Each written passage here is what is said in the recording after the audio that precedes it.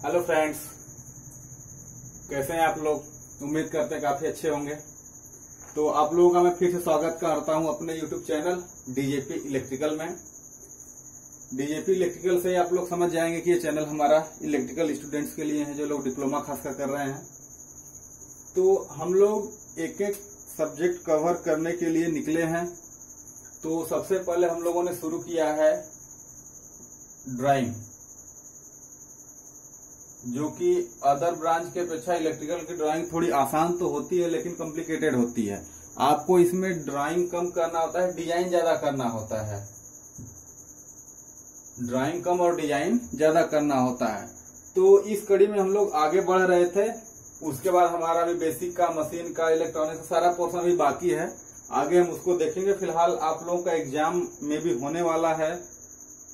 Lockdown की वजह से आप लोग ये मत समझिएगा कि आप लोग फाइनल ईयर के जो स्टूडेंट्स हैं उनको प्रमोट कर दिया जाएगा, चांसेस बहुत कम हैं।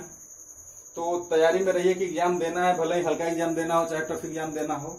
तो हम लोग पहले का दिए थे कि जो वायरिंग का सेक्शन है वो आपके लिए लाइफ टाइम यूज होने वाला है, अगर आप इलेक्ट्रिकल फील्ड से जुड़े हैं, और प्रैक्टिकली वर्क आपको इसको देखने को मिलेगा।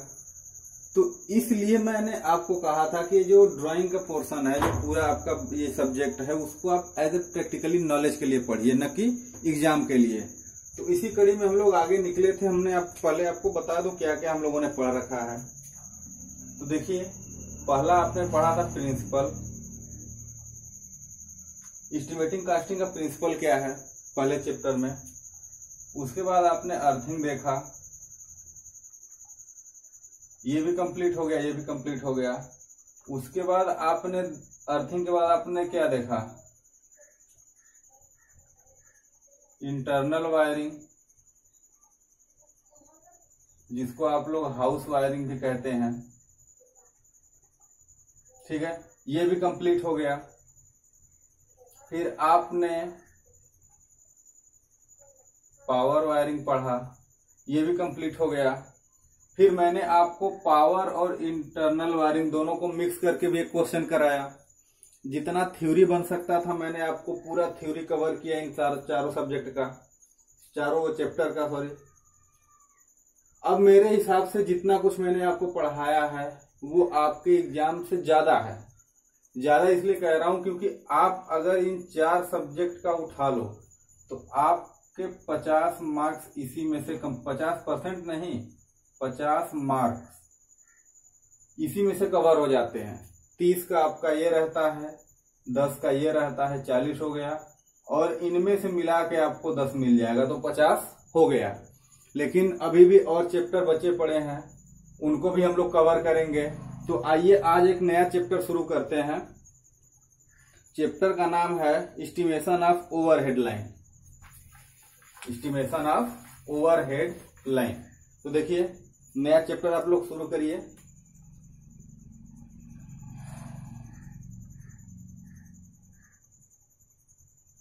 एस्टिमेशन ऑफ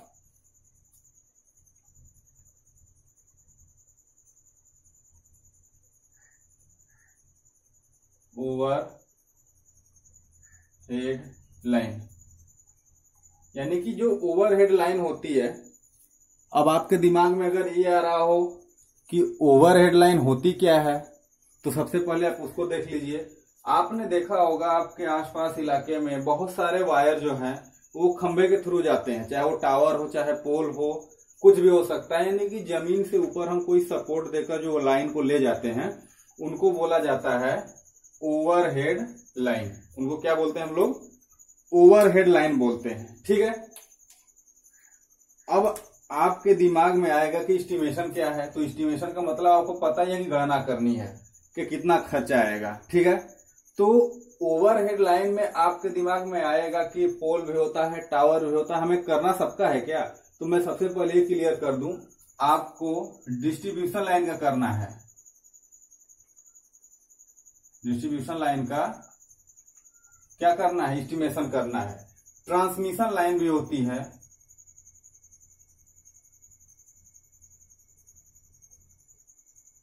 जो ट्रांसमिशन लाइन होती है, इसका आपको नहीं करना है, सिर्फ डिस्ट्रीब्यूशन लाइन का करना है। अब अगर इसमें भी प्रॉब्लम हो रही कि डिस्ट्रीब्यूशन लाइन किसको कहते हैं, ट्रांसमिशन लाइन किसको कहते हैं, तो चलिए जिनको क्लियर है कोई बात नहीं, जिनको नहीं क्लियर है मैं इसको अभी आगे क्लियर कर दूंगा। अब देखिए हमारे पास दो ऑप्शन है, या तो हम आपको ये ओवरहेड लाइन से रिलेटेड या ट्रांसमिशन डिस्ट्रीब्यूशन लाइन से रिलेटेड मैं आपको बेसिक क्लियर करूं उसके बाद क्वेश्चन पे आऊं, या फिर मैं डायरेक्ट आपको बता दूं कि ये ओवरहेड लाइन होती है, आपको समझ में आ गया कि जो पोल या टावर के थ्रू ऊपर ऊपर जाती हैं वो ओवरहेड लाइनें हैं। तो अब अगर इनको मैं बता के आगे सीधे पॉइंट पे चलाऊं तो हो सकता है आपको क्वेश्चन करने में कुछ दिक्कत आए, प्रॉब्लम हो। तो मुझे नहीं लगता कि भले ही एक लेक्चर एक्स्ट्रा चला जाए, लेकिन मैं सोच रहा हूं कि इस बेसिक को क्लियर करके चलूं ताकि आपको आगे क्वेश्चन करने में दिक्कत ना हो। अगर मैं चाहता तो सीधे क्वेश्चन पे आ जाता, नो डाउट कोई परेशानी नहीं थी मुझे, ठीक है। लेकिन भले ही आप लोग एक लेक्चर एक्स्ट्रा पढ़ लो, लेकिन बेसिक से पढ़ो, ये मेरा मोटिव रहता है, ठीक है। तो थोड़ा सा पेशेंस रखिएगा, अभी मैं कुछ बेसिक चीजों को क्लियर करने जा रहा हूं। देखिएगा क्या क्या है। सबसे पहले तो जब ट्रांसमिशन डिस्ट्रीब्यूशन की बात आ गई तो आपके दिमाग में आना चाहिए कि आखिर ट्रांसमिशन और डिस्ट्रीब्यूशन की जरूरत हमें क्यों पड़ी, ठीक है। तो देखिए मैं कितना बेसिक में जा रहा हूं, आपके पावर सिस्टम में जा रहा हूं मैं। आपका जो पावर सिस्टम होता है, आपने पढ़ा होगा पावर प्लांट पीपीए, उसमें मैं जा रहा हूं। तो अब आपको पता है कि ये कोई जनरेटिंग स्टेशन है,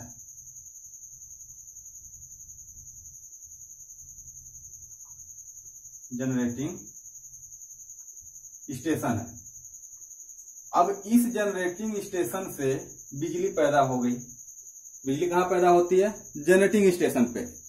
अब यहां से बिजली पैदा हो गई तो अब इस बिजली को हमें आपके घर अगर यहां है तो घर तक लाना है। तो चूंकि ये बिजली हवा में तो चली नहीं आएगी आपके घर पे, इसके लिए कोई ना कोई मीडियम चाहिए, और इसके लिए मीडियम कौन सा चाहिए? कंडक्टर मीडियम चाहिए। तो हमें कुछ कंडक्टर आपके घर तक बिछाना होगा, ठीक है।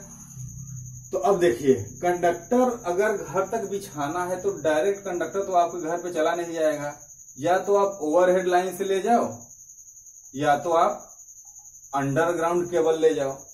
तो अंडरग्राउंड केबल के लिए मैं आपको बता दूं बहुत बड़ी डिफिकल्टी होती है, इसको आप ज्यादा लेंथ तक यूज नहीं कर सकते। मैक्सिमम आप 20, 30, 40 किलोमीटर की अगर आपको जरूरत हो तो केबल यूज करते हैं, वो भी काफी हैवी केबल लगाना पड़ता है, आपको काफी खर्च आता है। ओवरहेड लाइन की अपेक्षा ज्यादा उसमें कॉम्प्लिकेशन होता है, इसलिए हम लोग जहां रेयर केस होता है वहीं पे केबल यूज करते हैं, बाकी हम लोग ओवरहेड लाइन अभी तक यूज करते आ रहे हैं, इसमें काफी इजी होता है। तो अब आपका घर अगर स्टेशन के पास में हो तब तो अच्छी बात है, 2, 4, 10 पोल लगाया हमने, सीधा यहीं से कनेक्शन ले लिया।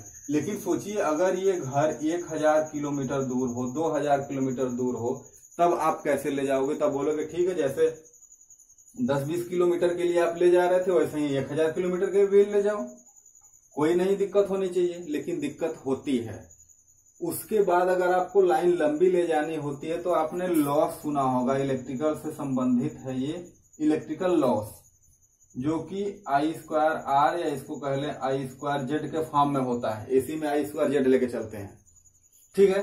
तो I²Z के फॉर्म में लॉसेस होता है। अगर लॉसेस ज्यादा होगा तो लाइन में एक रेगुलेशन शब्द आता है, लाइन की रेगुलेशन खराब हो जाती है।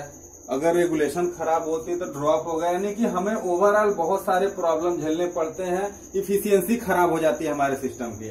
अगर हम यहाँ पैदा कर रहे हैं 10 किलोवाट या 10 मेगावाट, तो यहाँ पहुंचते पहुंचते 2 किलोवाट या मतलब अगर मेगावाट में होगा तो मेगावाट, किलोवाट में होगा तो किलोवाट, ये रेटिंग होती है। अगर हमने यहाँ 10 किलोवाट पैदा किया तो यहाँ पहुंचा हमारे 2 किलोवाट, अब हमारा 8 किलोवाट तो लाइन में लॉस हो गया। तो इस सब चीजों से बचने के लिए हमने क्या किया, सिस्टम बनाया। देखिए क्या एक सिस्टम बनाया, मैं आपके सामने चार्ट ले चल रहा हूँ। तो उम्मीद करते हैं अब आपको क्लियर हो गया होगा कि हम डायरेक्ट लाइन क्यों नहीं ले आते। क्यों? क्योंकि हमारा ये सब प्रॉब्लम लॉसेस का पंडा फंस जाता है, ठीक है। लॉसेस के पंगे की वजह से हम लोग डायरेक्ट लाइन को घर पे अपने नहीं ले जाते। उसके लिए हम स्टेप बाय स्टेप क्या करते हैं वो आपको मैं आगे बता रहा हूँ। देखिए क्या करते हैं।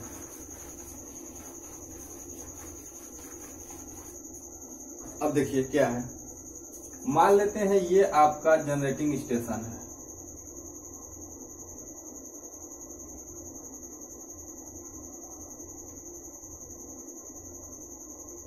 ये आपका जनरेटिंग स्टेशन है, यहां से आपकी बिजली बन रही है। ठीक है, ये बिजली बनने के बाद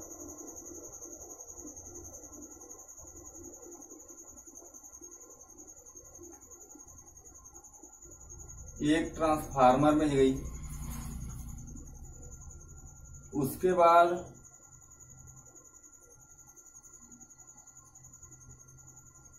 एक और ट्रांसफार्मर में। अभी मैं आपको इसको बना ले रहा हूं, फिर समझा रहा हूं है क्या आखिर में।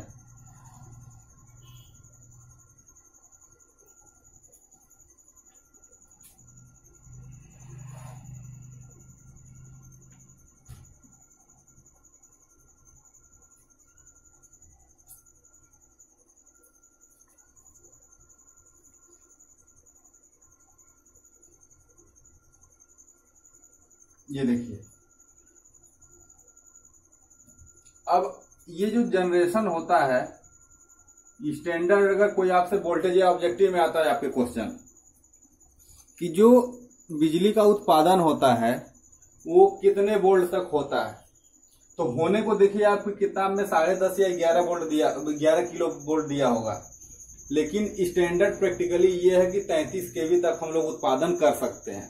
होता भी है कहीं कहीं, जहां 500 मेगावाट है उससे ऊपर के जनरेटिंग स्टेशन है, वहां पे 11 केवी नहीं 33 केवी के आसपास बिजली पैदा होती है। लेकिन अगर आपसे ऑब्जेक्टिव में पूछेगा तो आप क्या लगाओगे? 11 केवी। ये हमारा स्टैंडर्ड है। ठीक है, जनरेटिंग स्टेशन से 11 केवी हमने क्या किया? पैदा किया। अब मैं देखिए काफी अगर डिटेल में जाऊंगा कि 11 केवी हमारे लिए घर तक लाने में क्यों प्रॉब्लम करती है, तो मुझे डेरिवेशन करना होगा, फार्मूला समझाना होगा, ये काफी हमारा 1-2 लेक्चर इसी में चला जाएगा। तो इस चीज को मैं अवॉइड कर रहा हूं। बस आप ये समझिए कि अगर मैं लो वोल्ट को ज्यादा दूर तक ले जाऊंगा तो हमारे लॉसेस ज्यादा बढ़ेंगे, और जब लॉसेस ज्यादा बढ़ेंगे तो आपको पता है कि इफिशियंसी खराब हो जाएगी, रेगुलेशन खराब हो जाएगा हमारा, तो हमें फायदा नहीं होगा। और बिजली जब पैदा करें तो हमको फायदा देनी चाहिए। अब फायदा की वजह नुकसान अगर देने लगी तो बेकार है। तो इस चीज से बचने के लिए हम लोग क्या करते हैं? हाई वोल्टेज ले जाते हैं।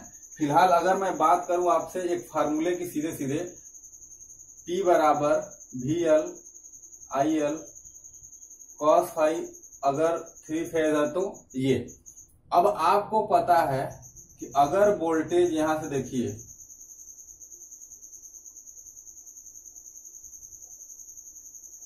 ये हो गया, अगर वोल्टेज ज्यादा होगा, ठीक है, तो पावर ज्यादा कैरी होगा, वो अलग मैटर है, करंट कम हो जाएगी। ठीक है, अगर करंट ज्यादा हुई तो वोल्टेज डाउन होगा। अब आप देखिए, अगर करंट ज्यादा अगर हो गया तो I2R तो बहुत ज्यादा हो जाएगा, यानी लॉसेस बहुत ज्यादा हो जाएंगे। तो इसी चीज से बचने के लिए हम लोग क्या करते हैं? हैवी पावर ट्रांसमिट करने के लिए हैवी वोल्टेज का उपयोग करते हैं। ये फार्मूला मैं अगर आपको ड्राइव करके इसके आगे की और चीजें, कहानियों को समझाता तो काफी टाइम लगता।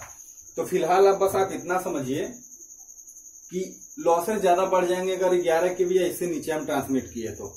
अब देखिए क्या होता है, ये जो जनरेटिंग स्टेशन पे 11 केवी जनरेशन होता है, उसी के जस्ट आगे ये स्टेप अप ट्रांसफार्मर लगा होता है। कौन सा ट्रांसफार्मर लगा होता है?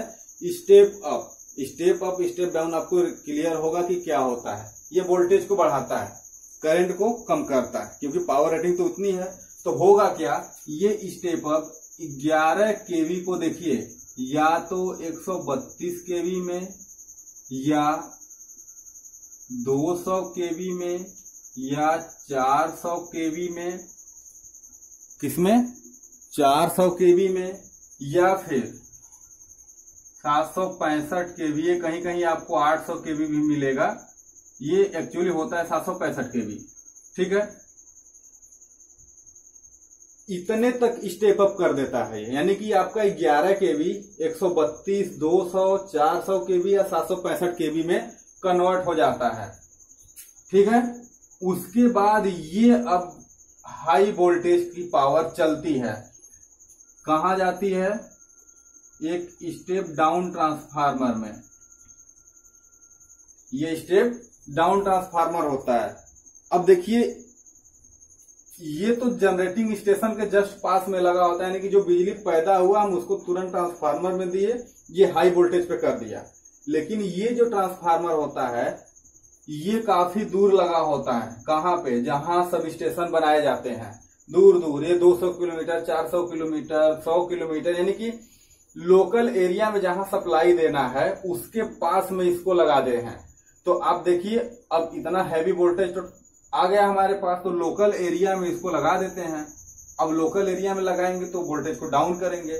अब देखिए क्या करेगा ये, अब आपका यही जो 132 केवी, 200 केवी, 400 केवी, 765 केवी जो लाइन है, इसको कन्वर्ट करके किस में ला देगा? किस में लाएगा? बिल्कुल 33 केवी या 66 केवी। ज्यादातर यही वोल्टेज यूज करते हैं। आपको 66 केवी बहुत रेयर केस में मिलेगा।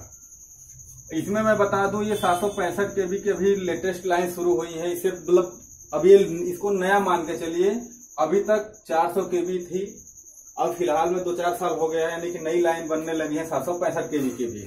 इससे पहले नहीं बनती थी, ठीक है, क्योंकि ज्यादा वोल्टेज को ले जाने के लिए हमको ज्यादा प्रोटेक्शन देना होता है, ज्यादा स्ट्रॉन्ग चीजें लगानी होती है, ज्यादा पोल बड़े बड़े लगाने होते हैं। वो सब सारी चीजें आप पावर प्लांट में पढ़ोगे। मेरा मकसद है सिर्फ बताना। एक बार मैं आपको रफली बेसिक क्लियर करता चलूं, उसके बाद आपको मैं सीधे पॉइंट पे लेके आऊंगा।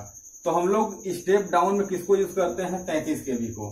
अब ये फिर 33 केवी आगे जाता है हमारे और लोकल एरिया के पास में, एकदम लोकल एरिया के पास में जाएगा। फिर यहां लगेगा कौन सा? Step down transformer. Step down transformer लगेगा। ये क्या करेगा? 33 या 66 केवी जो है उसको बदल के 11 केवी में कर देगा। किसमें कर देगा? 11 केवी में कर देगा। अब देखिए ये जो 11 केवी है ये फिर से आगे जाएगा और ये 11 केवी आपके घरों के आसपास, गांव के आसपास देखिए दौड़ा होता है। और आपके गांव में एक और स्टेप अप ट्रांसफार्मर लगा, स्टेप डाउन,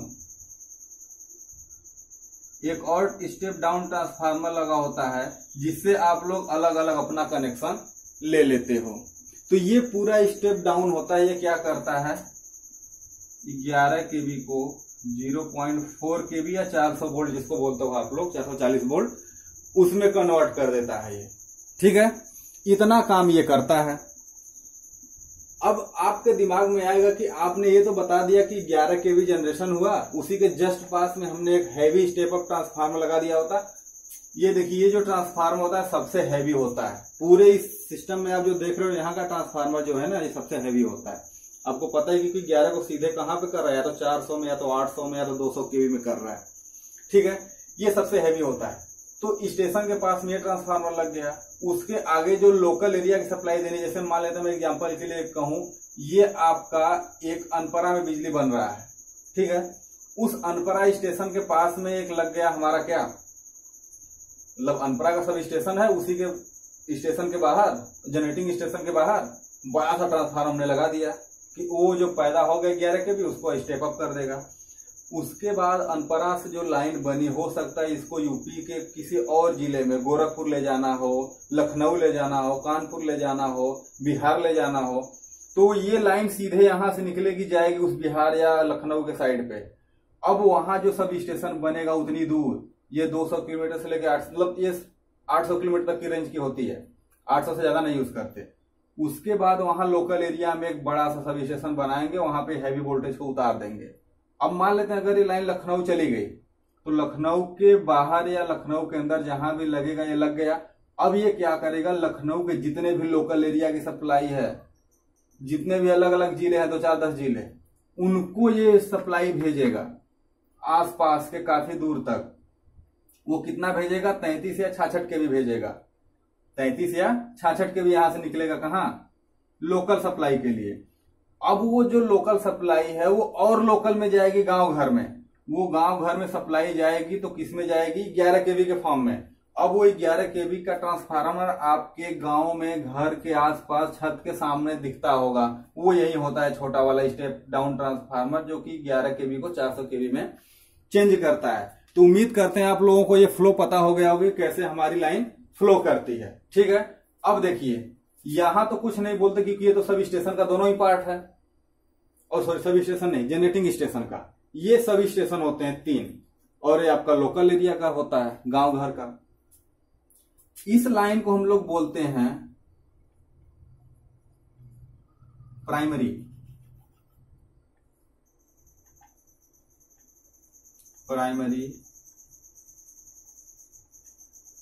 ट्रांसमिशन लाइन, यानी जो हैवी वोल्टेज कैरी करता है उसको बोलते हैं प्राइमरी ट्रांसमिशन लाइन। ये जो हैवी के बाद बढ़ जाता है लोकल में जाके, इसको बोलते हैं secondary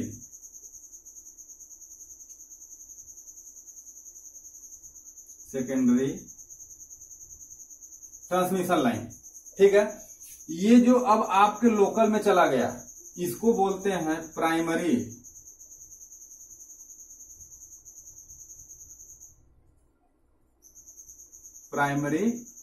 distribution line.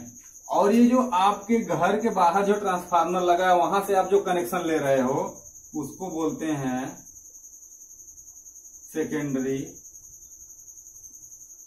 Distribution line, उसको बोलते हैं सेकेंडरी डिस्ट्रीब्यूशन लाइन। अब आपके दिमाग में आ गया होगा कि हाँ, ट्रांसमिशन लाइन क्या होता है, डिस्ट्रीब्यूशन लाइन क्या होता है। जो हैवी वोल्टेज कैरी करें उनको ट्रांसमिशन लाइन बोलते हैं। इनकी लेंथ लंबी होती है, ये काफी दूर दूर तक जाते हैं। लेकिन जो डिस्ट्रीब्यूशन लाइन होती है, इनकी रेंज कम होती है, यानी ये लोकल में होते हैं बस, तो इसलिए इनको डिस्ट्रीब्यूशन बोलते हैं। और इनका जो वोल्टेज लेवल होता है वो डाउन होता है।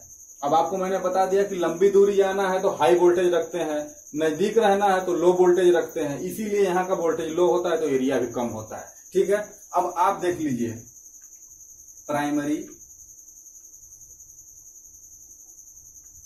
ट्रांसमिशन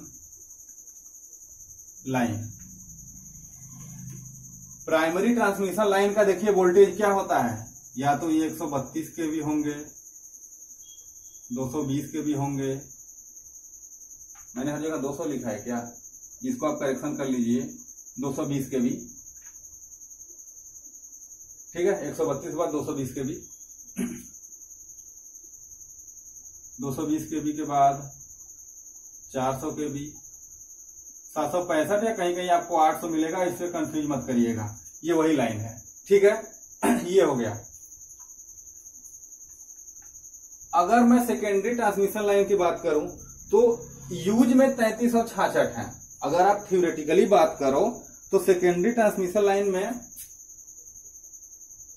आपको ज्यादातर 33 केवी मिलेगा, लेकिन चूंकि अब 66 केवी को भी माना जाता है तो आप नोट कर लीजिए, आपको ध्यान रहेगा। अब अगर प्राइमरी डिस्ट्रीब्यूशन लाइन की बात करें तो आपको 11 केवी तो दिख ही रहा होगा,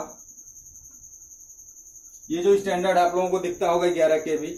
उसके बाद भी है, जैसे कि 6.6 केवी, 3.3 केवी, 2.2 केवी, 1.1 केवी।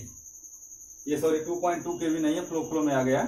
ठीक है, 11 केवी, 6.6 केवी, 3.3 केवी और 1.1 केवी, इसको हम लोग प्राइमरी डिस्ट्रीब्यूशन में बोलते हैं, जिसको आप लोग एचटी लाइन भी बोलते हैं। तो ये एचटी लाइन डिस्ट्रीब्यूशन की एचटी लाइन है और ये एलटी लाइन है डिस्ट्रीब्यूशन की। ठीक है, अगर मैं सेकेंडरी प्राइमरी वोल्टेज की बात करूं, सेकेंडरी डिस्ट्रीब्यूशन लाइन की बात करूं, तो इसमें आपको 220 वोल्ट आता है, 400 वोल्ट आता है। तो ये आप डायग्राम बना लीजिए, और ये जो प्राइमरी सेकेंडरी ट्रांसमिशन है, प्राइमरी सेकेंडरी डिस्ट्रीब्यूशन लाइन है, इनको आप नोट कर लीजिए, और इनका वोल्टेज रेटिंग है वो भी आप नोट कर लीजिए। ये आपको काफी फायदा देने वाला है, क्योंकि कभी कभी अक्सर डायरेक्टली ऑब्जेक्टिव क्वेश्चन हिट करता है कि जनरेटिंग स्टेशन का वोल्टेज कितना होता है, सीधे 11 केवी, ये भी पीसीएल तक के क्वेश्चन में आता है। ठीक है, प्राइमरी पूछ देता है कि निम्न में से कौन सा प्राइमरी ट्रांसमिशन का वोल्टेज है, सेकेंडरी ट्रांसमिशन का वोल्टेज है, आपको कई सारे ऑप्शन दे देगा, जिसमें से एक हैवी वोल्टेज का रहेगा, तो आप बोल दोगे हाँ यस, ये प्राइमरी ट्रांसमिशन का वोल्टेज है। ठीक है, तो वोल्टेज रेटिंग याद रखिएगा, डिस्टेंस काफी मायने नहीं रखता, वोल्टेज रेटिंग मायने रखता है। अगर डिटेल में आप जाओगे तो और अंदर जाओगे तो इनमें डिस्टेंस भी मायने रखता है, लेकिन वो आपके लेवल की बात नहीं है अभी। ठीक है, और हमारे पास उतना टाइम भी नहीं कि मैं आपको इतना डिटेल में पावर प्लांट पढ़ाऊं, काफी वैसे लंबा इसी में लेक्चर खींच गया। ठीक है, तो चलिए इतना मैं रफ करता हूं फिलहाल के लिए, ये आप तैयार रखिएगा अपना। ये काफी अच्छा ऑब्जेक्टिव बनता है आपका, हर एक क्वेश्चन में लगभग एक आध तो फंस ही जाता है ये। चलिए और आगे चलते हैं। देखिए और क्या बेसिक बचा हुआ है। एक पहला बेसिक तो ये हो गया कि आपको ट्रांसमिशन और डिस्ट्रीब्यूशन में समझाना था। अब आपको जो पढ़ना है एस्टिमेटिंग कास्टिंग, वो किसकी पढ़नी है? 11 kV यानी कि प्राइमरी डिस्ट्रीब्यूशन और सेकेंडरी डिस्ट्रीब्यूशन दोनों का पढ़ना है। ठीक है, ट्रांसमिशन लाइन हमें नहीं टच करना है। अब देखिए मैं आपसे बोलूं कि ठीक है अभी तक तो हमें जो पढ़ना है, लेकिन अगर मैं मेन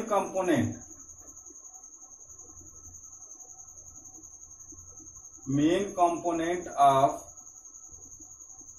ओवरहेड लाइन की बात करूं, main component of overhead line का मतलब कि हमें पता तो होना चाहिए कि जो ओवरहेड लाइन हम पढ़ने जा रहे हैं उस ओवरहेड लाइन में मटेरियल क्या क्या यूज होता है, कितने टाइप के मटेरियल होते हैं, ये तो हमें बेसिक पता होना चाहिए, तभी तो हम काम करेंगे। पता चला हमारे सामने क्रॉस आर्म आ रहा है, हमें पता ही नहीं है क्रॉस आर्म क्या होता है। हमारे सामने डैम्पर आ रहा है, हमें पता ही नहीं है डैम्पर क्या होता है। तो ये सब चीजें देखिए पढ़ेंगे हम लोग। तो देखिए पहला क्या है, लाइन सपोर्ट। क्या है? Line support. ये लाइन सपोर्ट आपको पता है क्या होता है? खंभा जिसको आप लोग बोलते हैं, टावर जिसको बोलते हो, ये सपोर्ट होता है। हमारी भाषा में क्या बोलते हैं? ये सपोर्ट है। क्यों? क्योंकि जो वायर ऊपर ऊपर जा रहा है उनको सपोर्ट देने का ही तो काम कर रहा है, नहीं तो नीचे चले जाते। तो इसलिए लाइन सपोर्ट होता है। अब आपके लिए मैं काम क्या कह रहा हूं, देखिए क्या कह रहा हूं। अब इसमें आप देखो तो लकड़ी के पोल आते हैं। अगर मैं बात करूं तो आरसीसी पोल आते हैं, जो आपको इस समय ज्यादातर दिखते होंगे, सीमेंटेड पोल। फिर उसके बाद मैं आपको बोलूं तो स्टील के पोल आते हैं। किसके आते हैं? इस्पात के पोल। आपने देखा होगा एक गोला टाइप का आता है और एक रेल टाइप का, आई सेक्शन टाइप का आता है। उसके बाद एक आप देखोगे तो इस्पात टावर भी आपको मिलेंगे, जो हैवी वोल्टेज के लिए होते हैं। टावर जहां भी देखेगा आपको समझ जाइएगा कि ट्रांसमिशन लाइन है, ठीक है। और पोल जहां दिखेगा समझ जाइएगा शॉर्ट में कि ये डिस्ट्रीब्यूशन लाइन है। तो हमें फिलहाल इसका तो मतलब नहीं है, लेकिन आप इसको पढ़िएगा, इसको भी। इन सबों के बारे में आप पावर प्लांट की किताब उठाओगे, स्टडी करोगे कि ये पोल होते क्या है, इनकी रेटिंग क्या होती है, ये कितने वोल्टेज तक यूज होते हैं, ये कितने वोल्टेज तक यूज होते हैं, ये कितने वोल्टेज तक यूज होते हैं, और ये कितने वोल्टेज तक यूज होते हैं, ठीक है। और इनका स्पान कितना होना चाहिए, ये सब डिटेल आप पढ़ोगे। मैं सिर्फ बता दिया कि लाइन सपोर्ट क्या होता है और उसके टाइप क्या होते हैं। पहला काम हमारा बन गया। दूसरा देखिए क्या है, cross arm. Cross arm, arm मतलब भुजा होता है। आपने देखा होगा कि जो टावर वगैरह बने हैं उनमें ऐसे ऐसे लटका होता है। ये जो लटके तार को पकड़ के रखते हैं बाहर निकल के, इन्हीं को बोला जाता है आर्म। और फुल नाम क्या है? Cross arm. आपको समझ गया कि जो टावर होता है, टावर से जो ऐसे पकड़ने के लिए वायर बना होता है, उसी को बोलते हैं हम लोग क्रॉस आर्म। आप पोल पे भी देखे होंगे, अगर आपका पोल ये है तो कुछ इस टाइप का दिखता है आपको ऐसे, तो ये क्या होता है? आर्म ही होता है, जो सपोर्ट के लिए यूज होता है, ठीक है। तो क्रॉस आर्म भी आपको एक बार चेक करना है क्या होता है। वैसे कुछ इसके बारे में जानना तो है नहीं, क्रॉस आर्म मतलब वही है, क्रॉस आर्म ही है। तीसरा कंपोनेंट हमारा है क्लैंप। क्लैंप मतलब ये है कि सपोर्ट तो अलग है हमारा, यानी कि जो पोल वगैरह है वो अलग है, क्रॉस आर्म अलग है। इनको कसना तो पड़ेगा ना आपस में, कि ऐसे ही अटक जाएंगे हवा में। तो इनको कसने के लिए हम लोग क्या यूज करते हैं? क्लैंप यूज करते हैं। अच्छा खासा होता है लोहे का, इसको पकड़ के कस दिया जाता है, ये क्लैंप होता है। चौथा देखिए क्या होता है, लाइन इंसुलेटर। ये काफी अच्छा चीज है, लाइन इंसुलेटर। देखिए लाइन इंसुलेटर का मतलब ये है कि आपने देखा होगा कि जो क्रॉस आर्म वगैरह हैं वो लोहे के होते हैं। अब चूंकि हमारा कंडक्टर जा रहा है, तीन तार जा रहे हैं, 4 तार या उससे ज्यादा भी होते हैं, उतने वायर अगर जा रहे हैं और एक ही लोहे पे लेके जाएंगे तो शॉर्ट सर्किट हो जाएगा। अगर मान लेते हैं अलग अलग के लिए हमने अलग अलग भी लोहे का यूज कर लिया, तो वो सारे आके खंभे में चिपकेंगे और फिर खंभे में चिपकने के बाद नमी होगी, अर्थ फॉल्ट बताएगा। तो ओवरऑल हमारा काम क्या है कि जो तारें जा रही हैं क्रॉस आर्म से तो होके जरूर जाएंगी, लेकिन वो क्रॉस आर्म में टच न करें, इसके लिए हम लोग इंसुलेटर लगा देते हैं वहां पे। वो पोर्सिलीन का होता है ज्यादातर। तो वो इंसुलेटर क्या करता है कि तार को क्रॉस आर्म से टच भी नहीं होने देता और उसके साथ सपोर्ट भी बनाए रखता है। ठीक है, तो इतना हम कह सकते हैं कि ये क्रॉस इंसुलेटर होता है। आप देखिए कई टाइप के होते हैं, आप देखिएगा ये पिन टाइप होता है, पिन टाइप इंसुलेटर। उसके बाद आप देखोगे तो डिस्क टाइप होता है, डिस्क टाइप। उसके बाद आप देखोगे तो साइकिल टाइप होता है। उसके बाद आप एक और टाइप देखोगे स्टे टाइप होता है, स्टे टाइप, STAY, ये स्टे टाइप होता है। ये इतने प्रकार के होते हैं। ठीक है, तो आप क्या करिएगा, इनकी वोल्टेज रेटिंग अलग होती है, ये कहाँ कहाँ यूज होते हैं आप इनको एक बार फिर से बुक में देखोगे, इनको देखोगे। आज के लिए आपका इतना ही काम रहेगा। उसके बाद जो बाकी के 5-6 और कंपोनेंट हैं उनको हम लोग नेक्स्ट लेक्चर में देखेंगे। ठीक है, तो चलिए आज आप लोग के लिए इतना ही रहता है। आप जितना मैंने बताया उसका होमवर्क करिएगा और फिर हम लोग आगे के लेक्चर में कल मिलेंगे। ठीक है, तब तक के लिए धन्यवाद।